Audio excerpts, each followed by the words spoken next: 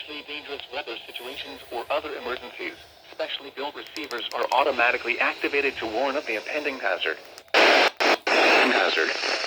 Tests of these receivers every Wednesday between 11 a.m. and noon. Reception of this program and the warning alarm will vary at any given location.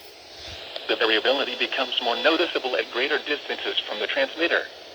To provide the most consistent warning service possible, the warning alarm will be activated for warnings, selected watches, and other environmental emergencies affecting the following North Carolina counties: Alamance, Alexander, Allegheny, Anson, Bertie, Cabarrus, Caswell, Chatham, Davidson, Davie, Durham, Edgecombe, Forsyth, Franklin, Granville, Greene, Guilford, Halifax, Harnett, Hoke, Iredell, Johnston, Lee, Martin, Montgomery, Moore, Nash, Northampton, Orange, Person, Pitt, Randolph, Richmond, Rockingham, Rowan, Scotland, Stanley, Stokes, Surrey, Union, Vance, Wake, Warren, Wayne, Wilkes, Wilson, and Yadkin.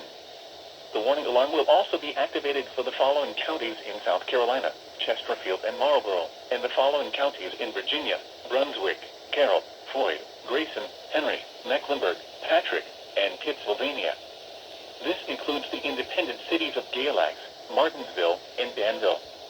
Repeating, the National Weather Service has just activated the public warning alarm tone in the test of the Weather Radio's warning alarm system.